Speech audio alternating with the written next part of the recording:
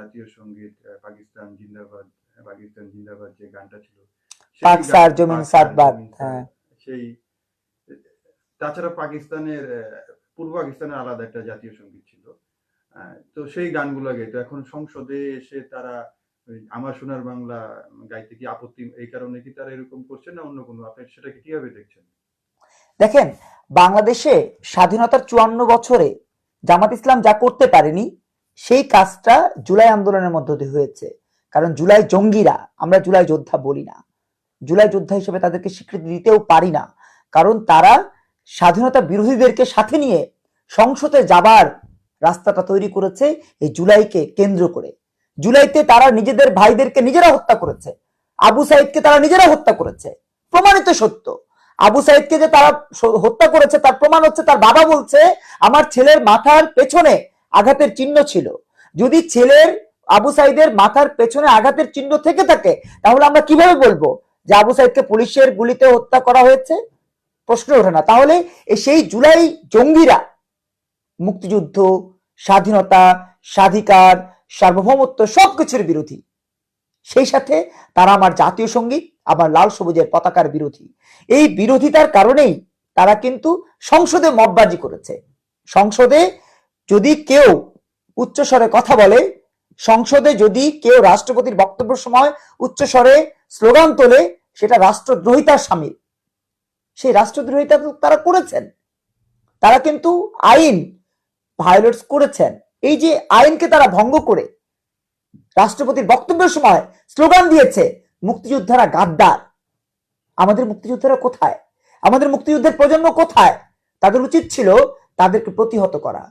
তারা এখন করতে পারেনি, আগামী দিনগুলোতে তারা যেন করে। সেজন্য আমরা আশা রাখি যে এনসিপি, জামাত ইসলাম সহ এই দলগুলো, এই 11 দলীয় দেশ বিরোধী জোট যেন আগামী দিনগুলোতে কোথাও কোনো জায়গায় দাঁড়িয়ে কথা না বলতে পারে। সেজন্য আমাদের সবাইকে ঐক্যবদ্ধ হতে হবে, যাতে করে তারা আমার সোনার বাংলা, আমি তোমায় ভালোবাসি যে অপমান করেছে, এই অপমানের প্রতিশোধ আমরা নিতে পারি। আমরা যেন আমার জাতীয় সংসদকে অপবিত্র করেছে তার প্রতিশোধ আমরা নিতে পারি। আমরা সেই প্রতিশোধটা নিতে চাই যৌক্তিকভাবে, কথার মাধ্যমে, কাজের মাধ্যমে, ব্যালটের মাধ্যমে, এবং সত্যিকার অর্থেই গণতান্ত্রিক একটা বাংলাদেশ নির্মাণের মধ্য দিয়ে। যে স্বপ্ন আমরা বীরশ্রেষ্ঠ মতিউরের চোখে দেখেছি, হামিদুরের চোখে দেখেছি, বঙ্গবন্ধু শেখ মুজিবুর রহমানের চোখে দেখেছি, মৌলানা ভাসানীর চোখে দেখেছি, ইতিহাসের আলোকে সেই স্বপ্নের বাস্তবায়নের জন্য আমাদের সবাইকে ঐক্যবদ্ধ হওয়ার আহ্বান জানাচ্ছি, এনসিপি এবং জামাতকে প্রতিহত করবার মধ্য দিয়ে।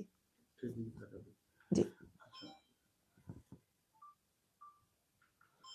স্বাধীনতার 55 বছর পর আমরা দেখলাম যে যারা হচ্ছে গিয়ে মুক্তিযুদ্ধে আপনার বিরোধিতা করেছিল প্রত্যক্ষভাবে, সেই কেউ জেল থেকে বেরিয়েছে, চিহ্নিত যুদ্ধ অপরাধী।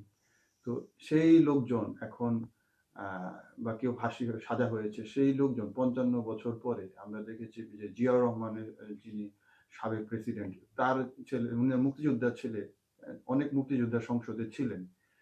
তো স্বাধীনতার 55 বছর পরে দেখা গিয়েছে যে যারা রাজাকার ছিলেন, যুদ্ধ অপরাধী ছিলেন, তারা হচ্ছে শহীদের মর্যাদা পাচ্ছেন, শোক আনা হচ্ছে।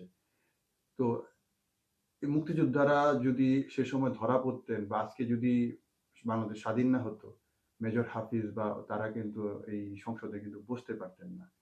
তখন তাদের অবস্থা কিন্তু এই কাদের মোল্লা বা নিজামীরা কিন্তু অবস্থা খারাপ করে ফেলছে। সাধারণ অনেক মানুষকেও কিন্তু জীবন দিতে হয়েছে। তো সেই জায়গায় এত বছর পরে এসে তারা শহীদের মর্যাদায় সংসদে স্বীকৃতি পাচ্ছে। তো এটা কিভাবে শোক প্রস্তাব আনা হচ্ছে, এটা কিভাবে দেখছেন? বা মুক্তিযোদ্ধারাই বা কিভাবে দেখবে, তাদের পরিবাররা কিভাবে দেখছে? দেখেন, আমি একজন মুক্তিযুদ্ধের পক্ষের মানুষ হিসেবে, আমার বাবা মুক্তিযুদ্ধে অংশ নিয়েছিলেন, আমার পরিবারের যারা মুক্তিযুদ্ধে অংশ নিয়েছেন তাদের কাছ থেকে আমরা শিখেছি যে দেশকে কিভাবে ভালোবাসতে হয়, দেশের স্বাধীনতা সার্বভৌমত্বের প্রতি কিভাবে অনুরক্ত থাকতে হয় এবং অনুরাগী হতে হয়। সেই আলোকে বলতে চাই, আজকে যারা সংসদের মতো পবিত্র জায়গায় দাঁড়িয়ে যারা দেশ বিরোধী, ধর্মবিরোধী, মানবতা বিরোধী, রাষ্ট্রবিরোধী, সেই কাদের মোল্লা, দেলোয়ার হোসেন সাইদি, মতিউর রহমান নিজামী, গোলাম আজমের মতো কুলাঙ্গারদের নাম শোক প্রস্তাবে নিয়ে আসে, তাদেরকে ইতিহাস কখনো ক্ষমা করবে না।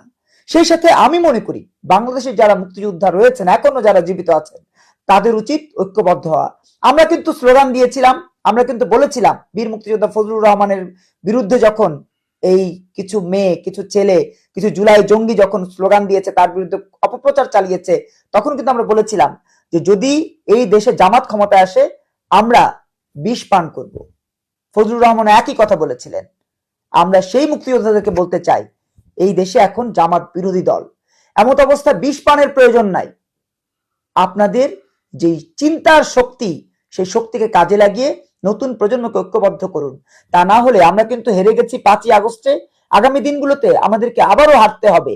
সেই পরাজয়ের গ্লানির থেকে বাঁচবার জন্য হলেও নতুন প্রজন্মকে ঐক্যবদ্ধ করুন। তা না হলে নাহিদদের মতো যুদ্ধাপরাধী সমর্থক গোষ্ঠীর কাছে বাংলাদেশ হেরে যাবে, হাসনাতদের মতো যুদ্ধাপরাধীদের সমর্থকদের কাছে বাংলাদেশ হেরে যাবে, হান্নান মাসুদদের মতো যুদ্ধাপরাধীদের সমর্থকদের কাছে বাংলাদেশ হেরে যাবে। সেই সাথে আক্তার, সার্জিস সহ এই যত কুলাঙ্গার বাংলাদেশ বিরোধিতা করেছে, জুলাইয়ের নামে, কোটা বৈষম্য বিরোধিতার নামে বাংলাদেশের বিরোধিতা করেছে, স্বাধীনতার বিরোধিতা করেছে, তাদেরকে আমরা কিন্তু উচিত জবাব দিতে পারবো না, তাদেরকে আমরা প্রতিহত করতে পারবো না। অতএব এখনই সময় মুক্তিযোদ্ধা এবং মুক্তিযুদ্ধের প্রজন্মের প্রতিটা মানুষকে ঐক্যবদ্ধ হয়ে এদেরকে প্রতিহত করতে হবে। সংসদ ঘেরাও যদি প্রয়োজন হয়, সংসদ ঘেরাও কর্মসূচির মধ্য দিয়ে হলেও এদেরকে সংসদ থেকে প্রতিহত করতে হবে। তারা যেন কোনোভাবেই জাতির সর্বশ্রেষ্ঠ সন্তান বীর মুক্তিযোদ্ধাদের অর্জিত এই স্বাধীন সার্বভৌম 56,000 বর্গ মাইলের মূল চালিকা শক্তি জাতীয় সংসদে তারা ঢুকতে না পারে, সেজন্য আমাদেরকে মানব ঢাল হিসেবে নিজেদেরকে তৈরি করতে হবে, প্রতিহত করতে হবে দেশ বিরোধীদেরকে। যারা দেশ চায়নি, যারা বাংলাদেশ চায়নি, তারা আমার সংসদে যাওয়ার কোনো এখতিয়ার রাখে না। সংসদে যে যারা মুক্তিযোদ্ধা আছে, মুক্তিযোদ্ধার সন্তানরা আছে, তাদের প্রতি আপনার যেমন তারেক রহমান, মেজর হাফিজ, সেই আলোকে বলছে, আপনার ওই প্রশ্নের আলোকে বলছে যে মুক্তিযোদ্ধা বলতে তো সবাই। আর তারপরে ইন্ডিভিজুয়ালি যদি বলি, আমি বলবো যে মেজর হাফিজের উচিত, শহীদ জিয়াউর রহমানের সন্তান তারেক রহমানের উচিত, এবং যারা সংসদে মুক্তিযুদ্ধের পক্ষে আছেন, মুক্তিযোদ্ধা আছেন, মুক্তিযুদ্ধের পক্ষে বা মুক্তিযোদ্ধাদের সন্তান আছেন, তাদের উচিত হবে সংসদে তারা যেন যেতে না পারে সেজন্য শুধুমাত্র একটা আইন, একটা ল যে বাংলাদেশ বিরোধী, ওই লটাকে সামনে রেখে এই স্বাধীনতা বিরোধী 11 দলীয় প্রতিটা দলকে নিষিদ্ধ করা সম্ভব। প্রতিটা দলকে, জামাতকে নিষিদ্ধ করা সম্ভব ওই একটা আইন দিয়ে যে তারা বাংলাদেশ বিরোধী। এনসিপি কে নিষিদ্ধ করা সম্ভব যে তারা বাংলাদেশ বিরোধী। খেলাফত মজলিসকে নিষিদ্ধ করা সম্ভব যে তারা বাংলাদেশ বিরোধী। এই বাংলাদেশ বিরোধী 11টা রাজনৈতিক প্ল্যাটফর্মকে নিষিদ্ধ করে দিয়ে তাদেরকে সংসদ থেকে বহিষ্কারের ব্যবস্থা করা সম্ভব। তারেক রহমানের উচিত হবে, মেজর হাফিজের মতো বীর মুক্তিযুদ্ধের উচিত হবে অনতিবিলম্বে তাদের কাছে, যুদ্ধাপরাধীদের কাছে মাথা নত না করে, তাদের কাছে কোনোভাবেই নিজেদের সম্মানকে বিক্রি না করে, এই শুধুমাত্র কিছুটা ক্ষমতার লোভে তাদের কাছে নিজেদেরকে বিকিয়ে না দিয়ে তাদেরকে প্রতিহত করবার জন্য এই দলগুলোকে নিষিদ্ধ করে তাদেরকে, তাদের বিরুদ্ধে আইনানুগ ব্যবস্থা নেওয়া, জুলাইয়ের টোটাল ঘটনাগুলো সুষ্ঠু তদন্তের মাধ্যমে তাদের বিরুদ্ধে আইনানুগ ব্যবস্থা নেওয়া। আমরা দেখতে পাচ্ছি যে হেফাজত ইসলাম, ওনাদের যে আমির, ওনারা বারবার সতর্ক করে দিয়েছেন জামাতকে ভোট না দিতে, তারা ইসলামের ক্ষতি করবে এরকম। তো দেখা গেছে যে ইসলামিক দলগুলা বা ইসলামপন্থী যারা, তারা জামাতের সাথে অনেক দূরত্ব বজায় রাখছে, কিন্তু আমরা বিভিন্ন জায়গায় দেখছি যে মুক্তিযোদ্ধারা গিয়ে জামাতের সাথে একসাথে মিশে যাচ্ছে, একই দলে চলে যাচ্ছে। এই বিষয়টা আপনি কিভাবে দেখছেন? মুক্তিযোদ্ধা যারা জামাতের সাথে মিশে যাচ্ছে তারা আসলে মুক্তিযোদ্ধাই ছিলেন না, তারা ছিলেন মুক্তিযুদ্ধের বিরোধী পক্ষের এজেন্ট। যারা জামাত করবে, যেমন আখতারুজ্জামান রঞ্জন, আমি তো মনে করি সে পাকিস্তানের এজেন্ট ছিল। সেই সময় মুক্তিযুদ্ধ চলাকালীন সময়ে তিনি সেনাবাহিনীতে ছিলেন। সেই সেনাবাহিনীতে থাকা একজন মুক্তিযোদ্ধা কিভাবে রাজাকারদের সাথে যায়, দেশ বিরোধীদের সাথে যায়? যারাই জামাতের সাথে গিয়েছে আমি মনে করি সবাই, একজনও বাকি নাই, সবাই গড়ে পাকিস্তানের এজেন্ট ছিলেন। মুক্তিযুদ্ধ হয়তো করেছেন, চাপে পড়ে করেছেন, বন্ধু বান্ধবের লজ্জায় করেছেন, আশেপাশের সমাজ দেখানোর জন্য করেছেন, পারিবারিক কারণে করেছেন, রাষ্ট্রীয় বিভিন্ন বিষয়ের কারণে করেছেন, আমছালা নেবার উছিলায় করেছেন, কিন্তু আক্ষরিক অর্থে তারা বাংলাদেশের পক্ষের কেউ ছিলেন না। বিধায়ী তারা এই কাজটা করছেন। সেই সাথে আপনি একটা প্রশ্ন করেছিলেন যে সংসদে এটিএম আজহারের মতো যুদ্ধাপরাধী গিয়েছে এবং বলছে যে জুলাইয়ের কারণে আমি সংসদে আসতে পেরেছি, জুলাই না হলে তো সংসদে আসতে পারতাম না। তার মানে জুলাই যে জঙ্গিদের একটা প্রক্রিয়া ছিল তা কিন্তু তার বক্তব্য দিয়েই স্পষ্ট হয়ে যায়। তাহলে এই জুলাই এবং যুদ্ধাপরাধী দুটি হচ্ছে একসাথে মিলেমিশে একাকার হয়েছে। তাদেরকে যারা মুক্তিযোদ্ধা হিসেবে খ্যাতি পাওয়ার পরেও, সম্মান পাওয়ার পরেও সমর্থন করছে, তাদেরকেও আমরা মনে করি ইতিহাস ক্ষমা করবে না। বাংলাদেশের ইতিহাস সব সময় বঙ্গবন্ধু শেখ মুজিবুর রহমান, মৌলানা ভাসানী, শের বাংলা একে ফজলুল হক, হোসেন সৈয়দ সরওয়ার্দীর প্রতি শ্রদ্ধা রেখে এগিয়ে যাবে। আচ্ছা, আরেকটা প্রশ্ন, আপনি ক্লান্ত না তো? না না না, বলেন প্লিজ। ৭১-এ যারা পীর ছিল এবং ২৪-এ যারা বীর, তারা একসাথে হয়ে দাবি করছে বিভিন্ন সময় যে একবার জাতীয় সঙ্গীত বদলাতে হবে, সংবিধান ছুঁড়ে ফেলে দিতে হবে, রাষ্ট্রপতিকে পরিবর্তন করতে হবে, তাছাড়া এই যে সংসদে যে গণপরিষদ বসতে হবে, হাবুট নাবুটের সময় একটা প্রচারণা, তারা অনেক দেশের নাম পরিবর্তন করতে হবে। হ্যাঁ, মানে এত কিছু পরিবর্তন, পুলিশের পোশাক পরিবর্তন, মানে এত পরিবর্তন, তাদের আসলে উদ্দেশ্যটা কি? কারণ পতাকা চেঞ্জ করতে হবে, দেশের নাম পরিবর্তন করতে হবে, নাকি ওই অন্য কিছু করতে হবে? সাধারণ মানুষের পক্ষ থেকে কিন্তু এরকম একটা জোরালো কোনো আওয়াজ আসে না। শুধু ফেসবুকে বা আপনার প্রেস ক্লাবের সামনে বা ঢাকা ইউনিভার্সিটি রাজু ভাস্কর্যের সামনে দু একটা মিছিল মিটিং ছাড়া কিন্তু এরকম কিছু দেখা যায়নি। হ্যাঁ, এখন এই কারণটা কি? হ্যাঁ, দেশকে সামনে কিভাবে এগিয়ে নিতে হবে, কিভাবে নতুন নতুন উন্নয়ন প্রকল্প দাবি দেওয়া জানাতে হবে, সেইগুলো না করে, হ্যাঁ, জাতীয় সঙ্গীত, জাতীয় তারপর হচ্ছে গিয়ে এই সংবিধান ছুঁড়ে ফেলতে হবে, হ্যাঁ, এত বিশৃঙ্খলা আপনি কি কি কারণে আপনার মনে হচ্ছে? দেখেন, এই জুলাই জঙ্গিরা এবং জুলাই জঙ্গিদের অভিভাবকেরা, পীর এবং বীর যাদের কথা আপনি বলছেন, তারা কেউই বাংলাদেশকে উন্নয়ন এবং সত্যিকার অর্থে সমৃদ্ধ দেখতে চান না। তারা বাংলাদেশকে দেখতে চান আফগানিস্তান হিসেবে। কারণ আফগানিস্তানে আপনি একসাথে কমপক্ষে 4টা বিয়ে করতে পারবেন। তা এই পীর এবং বীর, ৭১ বিরোধী তথাকথিত পীর এবং জুলাই তথাকথিত বীর, এরা মূলত 4টা বিয়ে বিশ্বাসী। 4টা বিয়ে করতে হলে তো স্বাধীনতা থাকতে পারবে না, স্বাধীনতা রাখতে পারবেন না, জাতীয় সঙ্গীত গাইতে পারবেন না। যদি জাতীয় সঙ্গীত গায় আমার সোনার বাংলায় উচ্চারিত হয়, তখন তো তারা 4টা বিয়ে করবার যে স্বাধীনতা সেটা পাবে না। দেখেন, 501-এর কথা নিশ্চয়ই আপনাদের মনে আছে। 501-এর ওই ব্যক্তি যেভাবে একাধিক রক্ষিতা রাখে, ওই রক্ষিতা রাখার পক্ষে হচ্ছে জুলাইরা, এই পীরেরা, জুলাই জঙ্গিরা, যে কারণে তারা বাংলাদেশের স্বাধীনতা, সার্বভৌমত্ব সবকিছুকে ধুয়ে মুছে সংবিধান পরিবর্তন করতে চায়। তারা বাংলাদেশের নাম পরিবর্তন করতে চায়, বাংলাদেশের পতাকা পরিবর্তন, শুধু পতাকা পরিবর্তন করতেই তারা ক্ষান্ত থাকেনি, চেয়ে ক্ষান্ত থাকেনি। তারা কিন্তু পতাকায় চাঁদ এবং তারা বসাতেও চেয়েছে। তো চাঁদ আর তারা কাদের লক্ষ্য? তাদের লক্ষ্য যারা সত্যিকার অর্থেই ধর্মের নামে অধর্মটা বাস্তবায়ন করে। ধর্মের নামে যারা অধর্ম বাস্তবায়ন করে তাদের একটা বড় তালিকা আছে। সেই তালিকায় মামুনুলরা হচ্ছে শীর্ষে মামুনুল, শীর্ষে চরমোনাই পীর, চরমোনাই পীরের স্ত্রীর 167 ভরি স্বর্ণের হলফনামা আপনারা দেখেন নাই? 167 ভরি স্বর্ণ একজন নারীর কখন থাকে? যখন সেই নারীটা পতিতার মতো জীবন যাপন করে, যখন সেই নারীটা সত্যিকার অর্থেই ধর্মটাকে ধারণ করে না। পীরের বউ কেন 167 ভরি স্বর্ণ থাকবে? 167 ভরি স্বর্ণ তো বাইজিরও থাকে না। যারা বাইজি, যারা নাচে, পতিতা যারা, তাদেরও তো 167 ভরি স্বর্ণ থাকে না। পতিতাদের ঘর সংসার হচ্ছে এদের ভেতরে। এরা হচ্ছে বাংলাদেশকে ধ্বংস করবার মধ্য দিয়ে আরেকটা আফগানিস্তান বানানোর জন্য এই ষড়যন্ত্রের নীল নকশা এঁকেছে। আমরা মনে করি, সত্যিকার অর্থেই মনে করি, বাংলাদেশের প্রতিটা মানুষের উচিত হবে এদের বিরুদ্ধে রুখে দাঁড়ানো। দেখেন, তারা যে কতটা নারী বিদ্বেষী তার প্রমাণ জামাত ইসলামের একটা নারী সংসদ সদস্য প্রার্থী এবার তারা দিতে পারেনি। এনসিপি একটা নারী নেত্রী দিতে পারেনি। কারণ কি? কারণ নারীদেরকে সবসময় তারা ঘরে বন্দি করে শুধুমাত্র বাচ্চা বানানোর কারখানা হিসেবে দেখতে চায়। আমরা দেখেছি যে সাবেক যে ডক্টর ইউনূসের যে একজন উচ্চ বিশেষ রোহিঙ্গা বিষয়ে গিয়েছিল, উনি তারপর হচ্ছে যে একটা মার্কিন যে চুক্তি করেছে বর্তমান যিনি পররাষ্ট্রমন্ত্রী, উনি মন্তব্য করেছেন যে যে আমেরিকার সাথে যে চুক্তিটা হয়েছে সেই চুক্তিটা সব রাজনৈতিক দলের সাথে আহ, আলোচনা করেই হয়েছে। আবার জামাতের আমিরও একটা কথা বলেছে, উনি এই চুক্তি সম্পর্কে জানেন না। এই যে কথা, এই যে চুক্তির বিষয়টা, এক একজন আরো যারা ইয়ে করেছেন তারা কেউ কোনো বিষয়ে জানেন না, এরকম একটা। তো এই চুক্তিটাকে আপনি কিভাবে দেখছেন? এবং এই চুক্তিটা যে তারা করেছে, অন্যরা কিন্তু প্রতিবাদও কিন্তু সে সময় করেন নাই।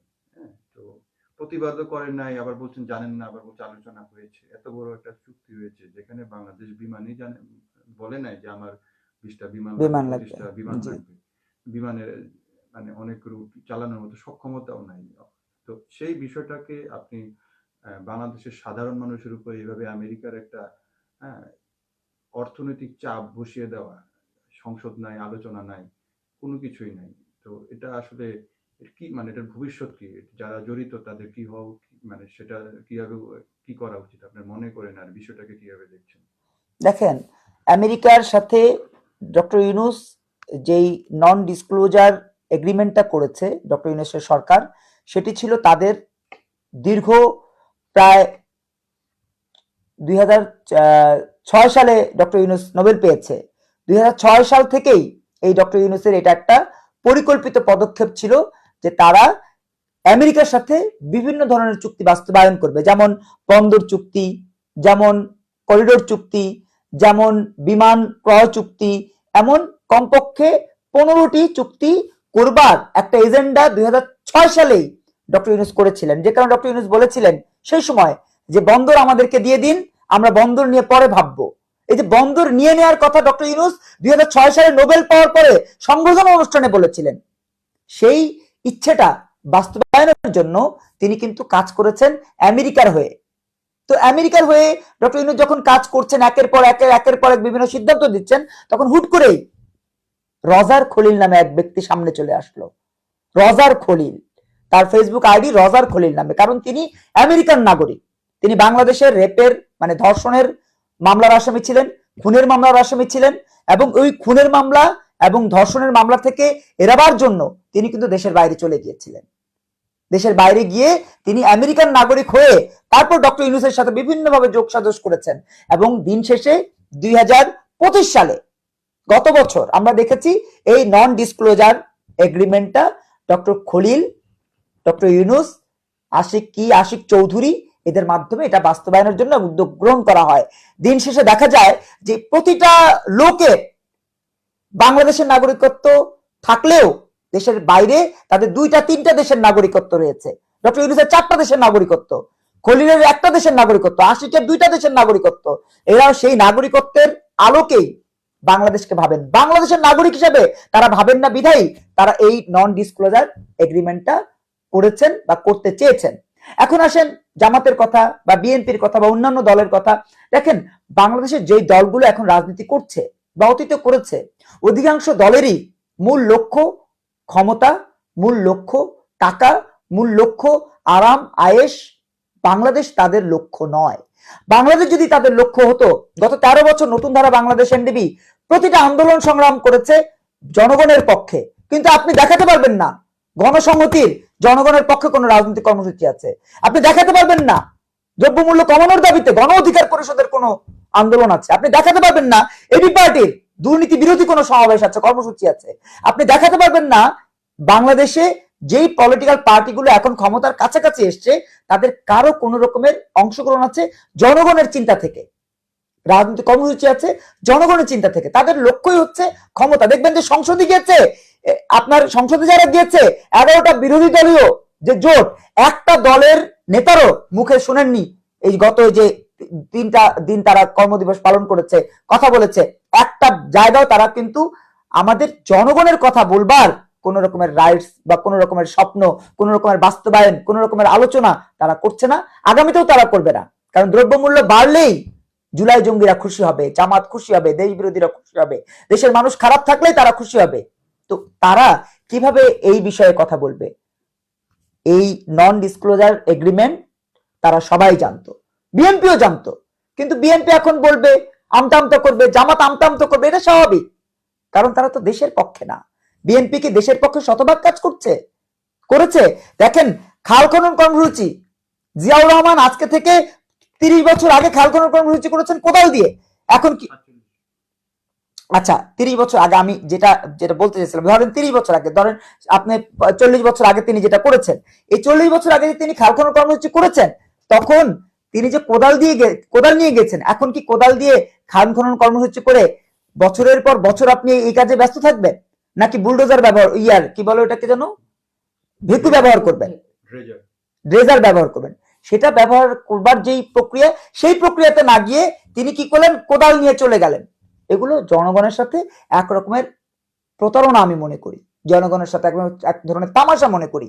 দেখেন, বঙ্গবন্ধু কন্যা শেখ হাসিনা যেইভাবে দেশকে রেখে গেছে, এরপরে দেশের উন্নয়ন ছাড়া অন্য কোনো কর্মসূচি আমরা আপনারা সবাই যদি সম্মিলিতভাবে খেয়াল করি, দেখবেন যে উন্নয়ন ছাড়া অন্য কোনো কর্মসূচি যদি করতে হয়, প্রথমে দ্রব্যমূল্য কমানোর উদ্যোগ নিতে হবে, স্থিতিশীল করতে হবে। সেটাও উদ্যোগ নিচ্ছেন না।